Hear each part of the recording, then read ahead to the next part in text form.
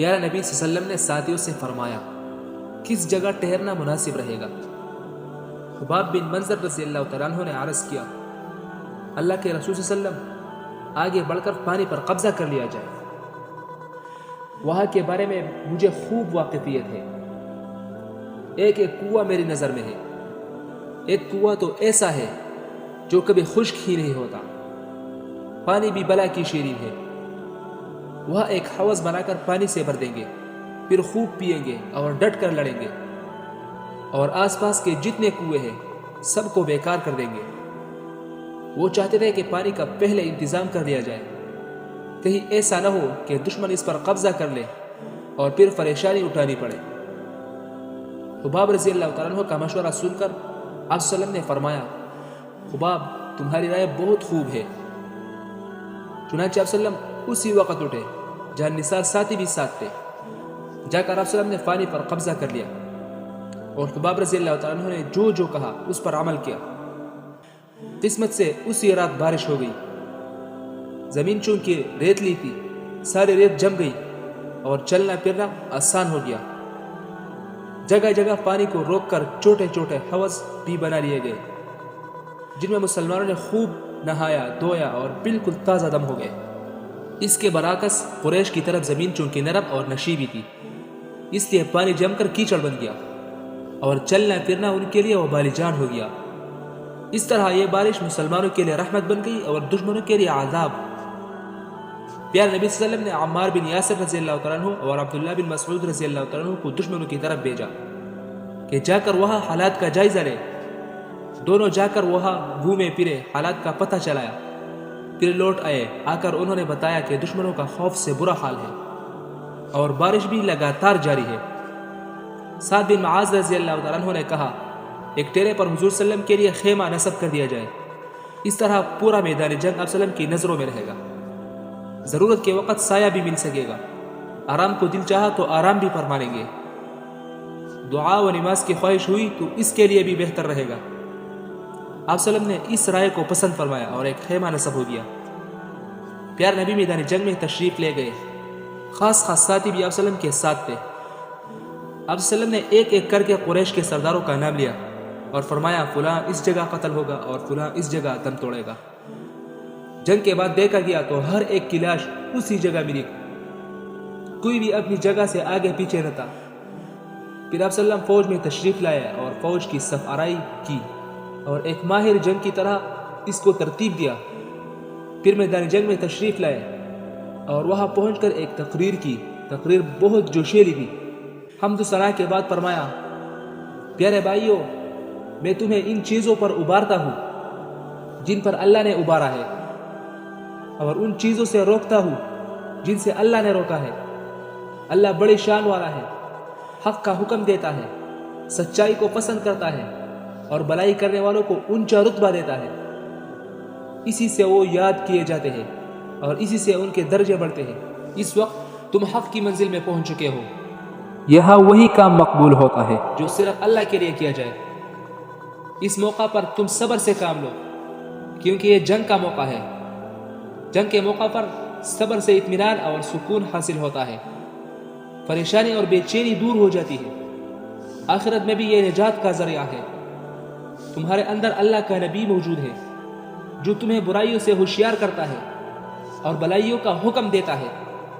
دیکھو آج تم سے کوئی ایسی حرکت نہ ہونے پائے جس سے اللہ بیزار ہو جائے۔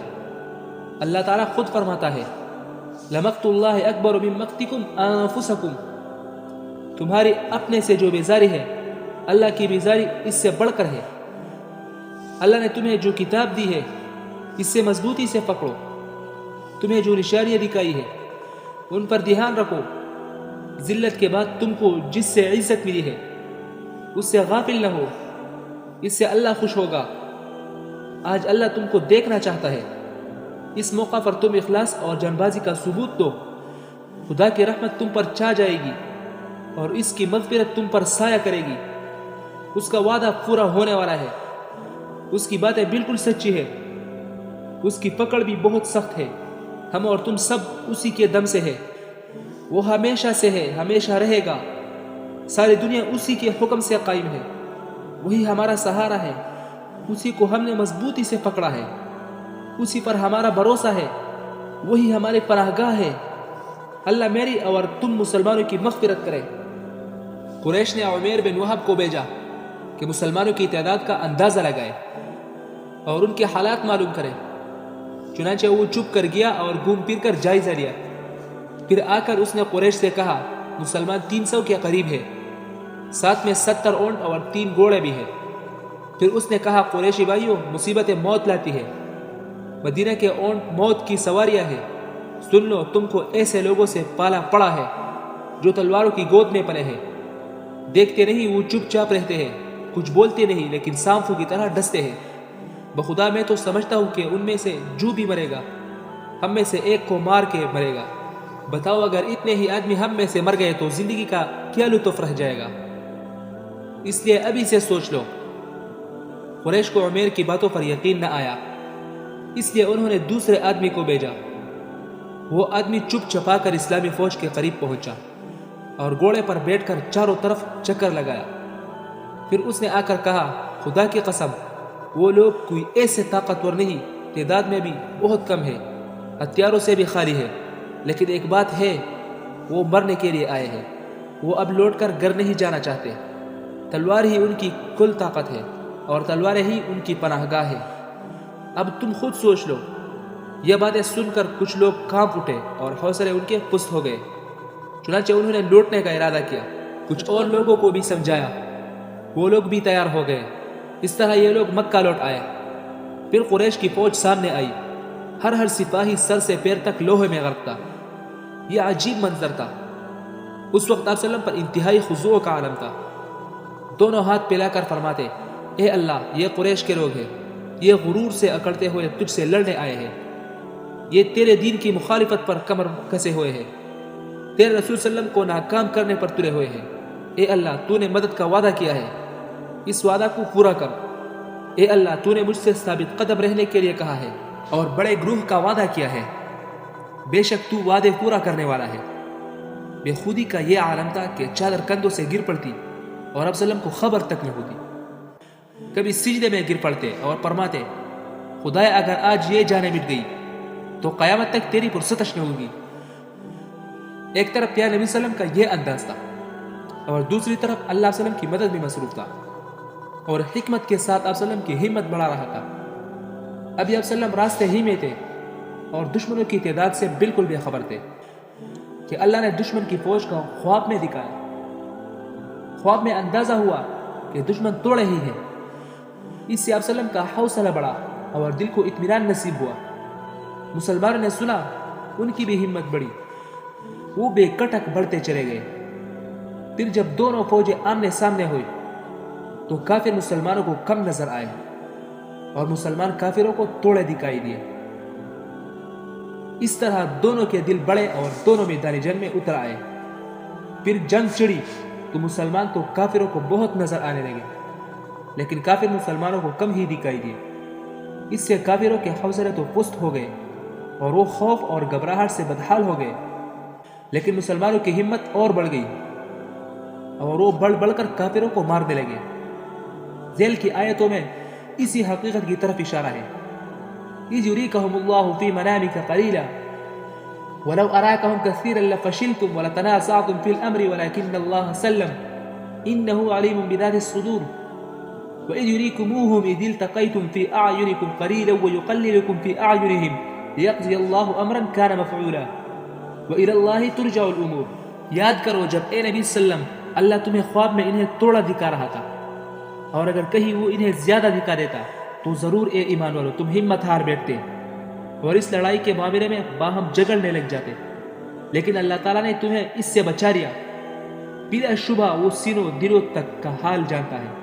اور یاد کرو جب تم ایک دوسرے کے مقابل ہوئے تو اللہ انہیں تمہاری نگاہوں میں توڑا دکھا رہا تھا اور ان کی نگاہوں میں تمہیں کم کر کے دکھا رہا تھا، تاکہ جو بات ہونی تھی اللہ اس سے پورا کر دے، اور سارے معاملے اللہ ہی کی طرف پلٹتے ہیں۔ قریش کے کچھ لوگ بڑے کہ مسلمانوں کے حوث سے پانی پیے۔ مسلمانوں نے دیکھا تو انہیں بھگانا چاہا، مگر پیارے نبی صلی اللہ علیہ وسلم نے فرمایا، پی لینے دو، جو بھی پی لے گا وہ زندہ بچ کر نہ جا سکے گا۔ لڑائی اس طرح شروع ہوئی کہ ابو جہل نے عامر بن حضرمی کو، جس سے اپنے بھائی کے خون کا دعویٰ تھا، للکارا۔ اس نے کہا خون کا بدلہ سامنے ہے، کھڑے ہو کر قوم سے دہائی دو۔ چنانچہ عامر عرب کی دستور کے مطابق ننگا ہو گیا اور پکارا، واہ عمرہ واہ عمرہ، ہائے عمرو ہائے عمرو۔ اس سے تمام فوج میں آگ لگ گئی اور جنگ شروع ہو گئی۔ سب سے پہلے عامر بن حضرمی آگے بڑھا۔ مقابلے میں حضرت عمر رضی اللہ تعالیٰ عنہ کے غلام مہجع رضی اللہ تعالیٰ عنہ سامنے آئے۔ عامر بن حضرمی نے بڑھ کر انہیں قتل کر دیا۔ اس طرح غزوہ بدر میں سب سے پہلے مہجع رضی اللہ تعالیٰ عنہ کو شہادت نصیب ہوئی۔ اس کے بعد عتبہ سینہ تان کر لشکر سے باہر آیا، یہی لشکر کا سردار بھی تھا۔ ساتھ میں اس کا بھائی شیبہ اور اس کا بیٹا ولید بھی آگے بڑھے۔ ادھر مقابلے میں 3 انصاری جوان نکلے۔ پیارے نبی صلی اللہ علیہ وسلم کو یہ دیکھ کر خیال آیا کہ یہ کفر و اسلام کی پہلی جنگ ہے، اس جنگ میں پہلے انصار جان کی بازی لگائے، یہ مناسب نہیں، پہلے مہاجرین کو ہتھیلی پر جان رکھ کر آگے بڑھنا چاہیے، اس لیے کہ وہ اپنے قوم اور رشتے کے لوگ ہیں۔ چنانچہ آپ صلی اللہ علیہ وسلم نے فرمایا، بنی ہاشم، یہ لوگ باطل کے نام پر اکٹھا ہوئے ہیں، یہ لوگ حق کے نور کو مٹا دینا چاہتے ہیں، اٹھو اس حق کے نام پر جان دو جس سے تمہارا نبی صلی اللہ علیہ وسلم لے کر آیا ہے۔ یہ سن کر علی رضی اللہ تعالیٰ عنہ، حمزہ رضی اللہ تعالیٰ عنہ اور عبیدہ رضی اللہ تعالیٰ عنہ میدان میں آئے۔ عتبہ نے اپنے بیٹے سے کہا، ولید آگے بڑھو۔ ولید کا مقابلے میں آنا تھا کہ حضرت علی رضی اللہ تعالیٰ عنہ نے بڑھ کر اسے قتل کر دیا۔ پھر عتبہ خود بڑھا، حضرت حمزہ رضی اللہ تعالیٰ عنہ نے بڑھ کر اسے قتل کر دیا۔ پھر شیبہ آگے بڑھا، مقابلے میں حضرت عبیدہ رضی اللہ تعالیٰ عنہ آئے، شیبہ نے انہیں زخمی کر دیا اور ان کی پنڈلی کٹ کر الگ ہو گئی۔ حضرت علی رضی اللہ تعالیٰ عنہ اور حضرت حمزہ رضی اللہ تعالیٰ عنہ نے یہ حال دیکھا تو فوراً آگے بڑھے اور شیبہ کو ٹھنڈا کر دیا۔ پھر حضرت عبیدہ رضی اللہ تعالیٰ عنہ کو کندھے پر اٹھا کر پیارے نبی صلی اللہ علیہ وسلم کی خدمت میں لائے۔ کچھ دنوں میں حضرت عبیدہ رضی اللہ تعالیٰ عنہ اللہ کو پیارے ہو گئے۔ اب عام حملہ شروع ہو گیا۔ پیارے نبی صلی اللہ علیہ وسلم نے ساتھیوں کو للکارا، بڑھو جنت کی طرف جس کی کشادگی زمین و آسمان کے برابر ہے۔ عمیر بن حمام رضی اللہ تعالیٰ عنہ نے جنت کی خوشخبری سنی تو خوشی سے اچھل پڑے اور کہا، ہائے ہائے، جنت میں پہنچنے میں بس اتنی ہی دیر ہے کہ یہ لوگ مجھے قتل کر دیں۔ چنانچہ اس وقت وہ کھجور کھا رہے تھے، مگر جنت کی خوشبو پا لینے کے بعد اس کھجور میں کیا مزہ مل سکتا ہے۔ فوراً اس کو پھینکا اور دشمن کی صف میں گھس گئے۔ کچھ دیر جان بازی کے ساتھ لڑتے رہے، پھر شہید ہو گئے۔ جنگ زوروں پر تھی اور دونوں طرف سے حملے ہو رہے تھے کہ پیارے نبی صلی اللہ علیہ وسلم نے ایک مٹھی ریت لی اور دشمن کی طرف پھینکتے ہوئے فرمایا، شاہت الوجوہ شاہت الوجوہ، منہ کالے ہو منہ کالے ہو۔ نبی صلی اللہ علیہ وسلم کا ہاتھ تھا اور خدا کی قدرت، یہ مٹھی پر ریت عذاب بن کر فوج میں پھیل گئی اور دشمنوں کی آنکھوں میں اٹ گئی۔ چنانچہ دشمن اپنی آنکھیں ملنے لگے اور مسلمان پورے زور و شور سے ان پر ٹوٹ پڑے اور قتل کا بازار گرم کر دیا۔ آخرکار دشمنوں کی ہار ہوئی اور مسلمانوں کی جیت ہوئی، حق کو فتح ہوئی اور باطل کو شکست ہوئی۔ ابھی جنگ جاری ہی تھی کہ عبد الاسود کے بیٹے اسود نے کہا، جو قبیلہ مخزوم کا آدمی تھا، خدا کی قسم میں تو مسلمانوں کے حوض کا پانی پیوں گا یا اسے بیکار کر دوں گا، ورنہ مجھ پر جینا حرام۔ چنانچہ وہ تیزی سے لپکا اور حوض کے قریب آ گیا۔ حضرت حمزہ رضی اللہ تعالیٰ عنہ پاس ہی کھڑے تھے، بجلی کی طرح جپٹے اور تلوار کا وار کیا۔ چونکہ وار سخت تھا، ایک پیر کٹ کر الگ ہو گیا۔ اب وہ گھسٹ کر حوض میں جا پڑا اور دوسرے پیر سے اس کو توڑ بھی دیا اور اس کا پانی بھی پیا۔ حضرت حمزہ رضی اللہ تعالیٰ عنہ پھر لپکے اور بڑھ کر ایک اور وار کیا۔ دیکھا گیا تو اب وہ بالکل ٹھنڈا ہو چکا تھا۔ جنگ ختم ہوئی تو پیارے نبی صلی اللہ علیہ وسلم نے فرمایا، دیکھو ابو جہل کہاں ہے، وہ بھی کہیں پڑا ہوگا۔ چنانچہ عبداللہ بن مسعود رضی اللہ تعالیٰ عنہ اس کی تلاش میں نکلے، دیکھا تو وہ ایک جگہ پڑا دم توڑ رہا تھا۔ عبداللہ بن مسعود رضی اللہ تعالیٰ عنہ نے گردن پر پیر رکھا اور سر الگ کر کے خدمت اقدس میں حاضر ہوئے۔ اس طرح کفر و شرک کے بہت سے علم بردار مارے گئے اور قریش کے بہت سے سرداروں کے سر قلم ہوئے۔ قتل ہونے والے 70 تھے اور قید ہونے والے بھی 70 تھے۔ مسلمانوں میں 14 شہید ہوئے، 6 مہاجر تھے اور 8 انصاری۔ مارے جانے والے دشمنوں کی تعداد زیادہ تھی، اس لیے ہر ایک کو الگ الگ دفن کرانا مشکل تھا۔ وہی ایک چوڑا کنواں تھا، تمام لاشیں آپ صلی اللہ علیہ وسلم نے اسی میں ڈلوا دی، پھر اس سے برابر کر دیا گیا۔ اس کے بعد آپ صلی اللہ علیہ وسلم نے ان میں سے ہر ایک کا نام لے لے کر پکارا اور فرمایا کتنے برے رشتہ دار نکلے تم، میں نے اپنے رب کا وعدہ سچا پایا، کیا تم نے بھی اپنے رب کا وعدہ سچا پایا؟ تم نے مجھے جھوٹا سمجھا اوروں نے مجھے سچا جانا، تم نے مجھے بے وطن کر دیا، دوسروں نے مجھے پناہ دی، تم نے مجھ سے جنگ کی، غیروں نے میری مدد کی۔ ساتھیوں نے عرض کیا اللہ کے رسول صلی اللہ علیہ وسلم جو لوگ مر چکے ہیں ان سے آپ صلی اللہ علیہ وسلم فرما رہے ہیں۔ آپ صلی اللہ علیہ وسلم نے فرمایا ان کو اب معلوم ہو گیا کہ رب کا وعدہ سچا تھا۔ پھر آپ صلی اللہ علیہ وسلم ابو جہل کی لاش کی طرف متوجہ ہوئے اور فرمایا یہ تو فرعون سے بھی زیادہ سرکش نکلا۔ فرعون کو اپنی ہلاکت کا یقین ہوا تو اس نے اللہ کو یاد کیا، مگر اس کو ہلاکت کا یقین ہوا تو اس نے لات و عزا کو پکارا۔ لڑائی ختم ہو گئی تو پیارے نبی صلی اللہ علیہ وسلم نے زید بن حارثہ رضی اللہ تعالیٰ عنہ اور عبداللہ بن رواحہ رضی اللہ تعالیٰ عنہ کو مدینہ دوڑا دیا کہ لوگوں کو فتح کی خوشخبری سنائے۔